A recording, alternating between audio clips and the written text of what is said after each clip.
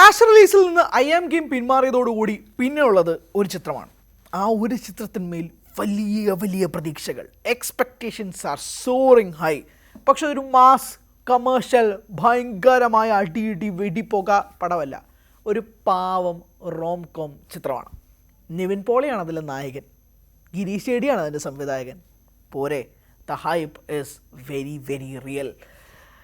Bethlehem Kudumba unit, ഭാവന സ്റ്റുഡിയോസിൻ്റെ production. ആഹാ, ദിലീഷ് പോത്തൻ, ശ്യാം പുഷ്കരൻ, ഫഹദ് ഫാസലിൻ്റെ നിർമ്മാണം, നിവിൻ പോളി, മമിത ബൈജു കേന്ദ്ര കഥാപാത്രം, ഗിരീഷ് ഷേഡി, കിരൺ ജോസിയുടെ റൈറ്റിംഗ്, ഗിരീഷ് ഷേഡിയുടെ സംവിധാനം.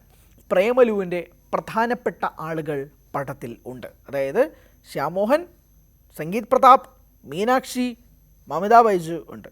നസ്ലൻ ഇല്ല. അവിടെയാണ് ബെത്ലഹേം കുടുംബ യൂണിറ്റ് വരുന്നത്. സുരേഷ് കൃഷ്ണ ഈ പടത്തിൽ പ്രധാനപ്പെട്ട വേഷം ചെയ്യുന്നുണ്ട്. വിനയ് ഫോർട്ടുണ്ട്. വലിയ താരനിര, വലിയ കാസ്റ്റ്, വലിയ ക്രൂ. ഒരു റോം കോം ജോണർ. എന്തിനാണ് ഇത്ര ഹൈപ്പെന്ന് ചോദിച്ചു കഴിഞ്ഞാൽ, കുടുംബ പ്രേക്ഷകരെ ഇതിലേ വരൂ എന്നാണ് ബെത്ലഹേം കുടുംബ യൂണിറ്റ് പറയുന്നത്. And the director himself Girish ഷേഡി. ഐ ആം കാതലൻ എന്ന സിനിമ ബോക്സ് ഓഫീസിൽ പരാജയപ്പെട്ടത് ഒഴിച്ചു നിർത്തിയാൽ ബാക്കി എല്ലാ പടവും ഷോർട്ടായിട്ട് ജനങ്ങളുടെ മനസ്സിലേക്ക് ഇടിച്ചു കയറിയ സംവിധായകനാണ്. ആ സിനിമയ്ക്ക് വേണ്ടിയിട്ടുള്ള വലിയ മാസീവ് ഓഡിയൻസ് ഉണ്ട് ബെത്ലഹേം കുടുംബ യൂണിറ്റിന് വേണ്ടിയിട്ട്. വലിയ ഹൈപ്പുമാണ് ആ പടത്തിന് വേണ്ടിയിട്ട്. അതിന് കാരണം 2-3 കാര്യങ്ങളുണ്ട്. നിവിൻ പോളി എന്ന നടനെ പറ്റി നമുക്ക് ആദ്യം സംസാരിക്കാം. നിവിൻ പോളിയുടെ കഴിഞ്ഞ 2 സിനിമകളും പരാജയങ്ങളായിരുന്നു. ഒന്ന് ബേബി ഗേൾ, മറ്റൊന്ന് പ്രതിച്ഛായ.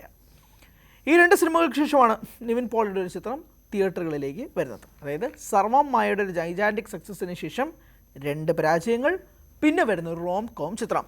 പ്രതിച്ഛായ ആവട്ടെ, ബേബി ഗേൾ ആവട്ടെ, രണ്ടും ഒരു കോമഡി സിനിമയല്ല, സീരിയസ് പടങ്ങളാണ്. ആ സീരിയസ് വേഷങ്ങളിൽ നിവിനെ കാണാൻ എന്തോ ഒരു കുറവ് പ്രേക്ഷകർക്കുള്ളതുപോലെ തോന്നുന്നത് കൊണ്ടായിരിക്കാം. എന്ത് തന്നെയായാലും Nivin is back to his track. Nivin ചിരിക്കുന്നത് കാണാൻ രസമാണ് എന്ന് ഫഹദ് കഴിഞ്ഞ ദിവസം ഒരു പ്രൊമോഷൻ ഇൻ്റർവ്യൂവിൽ പറഞ്ഞതുപോലെ തന്നെ നിവിനെ ചിരിച്ചുകൊണ്ട് കാണാനും, നിവിൻ കോമഡി ചെയ്യുന്നത് കാണാനും, നിവിൻ റൊമാൻസ് ചെയ്യുന്നത് കാണാനും ഒക്കെ ഭയങ്കര ഇഷ്ടമാണ് മലയാളി ഓഡിയൻസിന്. നിവിൻ്റെ ആ ഒരു ചാമൊന്നും വേറെ എവിടെയും കിട്ടില്ല എന്ന് വേണം തന്നെ പറയാം. എന്തായാലും ബെത്ലഹേം കുടുംബ യൂണിറ്റ് തിയേറ്ററുകളിലേക്ക് നാളെ എത്തുകയാണ്. ഈ പറഞ്ഞതുപോലുള്ള പ്രതീക്ഷകളൊക്കെ തന്നെയാണ്. ഗിരീഷ് ഷേഡിയും കിരൺ ജോസിയും കൂടെ വരുമ്പോഴേക്കും പ്രേമലുവിൻ്റെ അതേ സ്ക്രിപ്റ്റ് റൈറ്റേഴ്സാണ് വരുന്നത്. അത് വേറൊരു ഹൈപ്പ് ക്രിയേറ്റ് ചെയ്യുകയും ചെയ്യുന്നുണ്ട്. പിന്നെ ഈ പറഞ്ഞ പോലെയുള്ള കാസ്റ്റ്, സംഗീത് പ്രതാപ്, ശ്രന്ദ, റോഷൻ ഷാനവാസും പടത്തിലേക്ക് വരുന്നത്. വിനീത് വിശ്വം പിന്നെ ഗിരീഷ് ഷേഡിയുടെ എല്ലാ പടത്തിലുണ്ട്. മീനാക്ഷി, വിനയ് ഫോർട്ട്, ശ്യാം മോഹൻ, സുരേഷ് കൃഷ്ണ, അങ്ങനെ ഒരു വലിയ സ്റ്റാർ കാസ്റ്റും പടത്തിൽ ഉണ്ട്. വിഷ്ണു വിജയാണ് മ്യൂസിക് കമ്പോസിങ്. അതായത് പ്രേമലു ടീമിൽ നസ്ലൻ ഒഴിച്ച് ബാക്കിയെല്ലാം ഉണ്ട്. പിന്നെ ഞാൻ ഒരു കാര്യം കൂടെ പറയാം, നസ്ലൻ ഇതിനകത്ത് ക്യാമിയോ ചെയ്യുന്നുണ്ടോ ഇല്ലോ എന്നൊന്നും എനിക്കറിയത്തില്ല. ഞാനത് പറയാൻ കാരണം, ഗിരീഷ് ഷേഡിയുടെ എല്ലാ പടത്തിലും നസ്ലനുണ്ട്. ഗിരീഷ് ഷേഡിയുടെ എല്ലാ സിനിമയിലും നസ്ലനുണ്ട്. അതായത് super Sharanya, I am Kathalan, പിന്നെ ഏതായിരുന്നു, തണ്ണീർമത്തൻ ദിനങ്ങൾ, പ്രേമലു, ഈ 4 പടത്തിലും നസ്ലനുണ്ട്. അപ്പം നസ്ലൻ ഇല്ലാത്ത ആദ്യത്തെ പടമായിട്ട് മാറുമോ ബെത്ലഹേം കുടുംബ യൂണിറ്റ് എന്നൊരു ചോദ്യമുണ്ട്. എങ്ങാനും നസ്ലിനൊരു സീനി വന്നാലും അതിൽ അത്ഭുതപ്പെടാനൊന്നും ഇല്ല എന്നാണ് ഞാൻ പറയാൻ ഉദ്ദേശിക്കുന്നത്. പക്ഷേ ഞാൻ ഒന്നും വെക്കുന്നില്ല, അങ്ങനത്തെ ഒന്നുമില്ല. സംഭവിക്കുന്നെങ്കിൽ സംഭവിക്കട്ടെ, ഇല്ലെങ്കിൽ ഇല്ല, കുഴപ്പമില്ല. അൾട്ടിമേറ്റ്ലി പടം നന്നായി മതി. ഇപ്പോൾ ഖലീഫയ്ക്ക് ഒരു മിക്സഡ് റെസ്പോൺസ് ഒക്കെ കിട്ടുന്ന ഒരു പശ്ചാത്തലത്തിൽ ബെത്ലഹേം കുടുംബ യൂണിറ്റ് വരുന്നു. വേറെ പടമൊന്നുമില്ല. പിന്നെ ടോക്സിക് വരുന്നത് 26-ാം തീയതിയാണ്. അപ്പോൾ അതുവരെ വേറെ പടമൊന്നുമില്ല. എങ്ങാനും ഈ പട്ടം അടിച്ച പിന്നെ തിരിഞ്ഞു നോക്കണ്ട.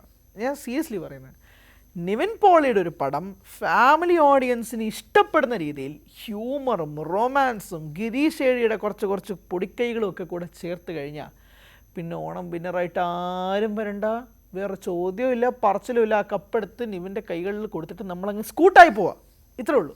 നമ്മളങ്ങ് കളം വിടുക, അതങ്ങ് കൊടുത്തിട്ട് ഏൽപ്പിച്ചിട്ട് പൊക്കോളൂ. പിന്നെ ഇത്രയും നാളത്തെ ഓണം വിന്നർ ആര് ഇത് എന്നുള്ള ചോദ്യത്തിന് പ്രസക്തിയൊന്നുമില്ല. ഒരു പക്ഷെ അങ്ങനെ അല്ല എങ്കിൽ ദെൻ ദെയർസ് എ ഗെയിം. ഖലീഫയാവോ ബെത്ലഹേം ആവുമോ എന്നൊരു ചോദ്യമുണ്ട്, അപ്പോഴുണ്ട്. പക്ഷെ ഒരു പോസിറ്റീവ് റെസ്പോൺസ് വന്നു കഴിഞ്ഞാൽ പിന്നെ തിരിഞ്ഞു നോക്കണ്ട, അത്ര ഞാൻ പറയുന്നുള്ളൂ. മിക്സഡ് റെസ്പോൺസ് ഒക്കെ ആണെങ്കിലും ഒരു ഗെയിം നമുക്ക് കാണാം.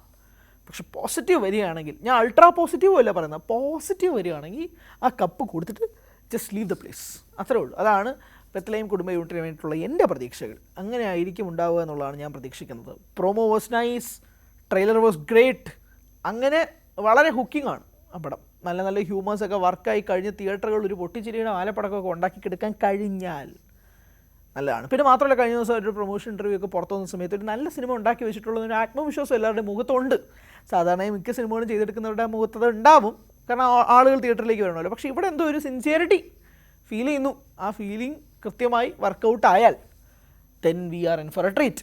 അതുകൊണ്ടാണ് ഞാൻ ഈ പടത്തിന് മേലുള്ള പ്രതീക്ഷകൾ അങ്ങനെ പറയുന്നത്. ഹൈപ്പ് കൂട്ടുമല്ല, ഒരു എക്സ്പെക്റ്റേഷൻ പറഞ്ഞു എന്ന് മാത്രമേ ഉള്ളൂ. ആ എക്സ്പെക്റ്റേഷൻസിൻ്റെ ടിക്ക് ബോക്സുകളെല്ലാം നിറവേറ്റാൻ കഴിഞ്ഞു കഴിഞ്ഞാൽ Nivin Pauly will come back. അതാണ് ബത്ലഹേം കൊടുമയൂട്ടിനെ കുറിച്ചുള്ള എക്സ്പെക്റ്റേഷൻസ്. എന്തൊക്കെയാണ് നിങ്ങളുടെ പ്രതീക്ഷകളെന്ന് പറയും. നാളെ ആരൊക്കെ ടിക്കറ്റ് ബുക്ക് ചെയ്തിട്ടുണ്ടെന്നും കൂടി പറയും. കൂടുതൽ വാർത്തകൾക്ക് news 18 Keralam YouTube channel subscribe ചെയ്യുക.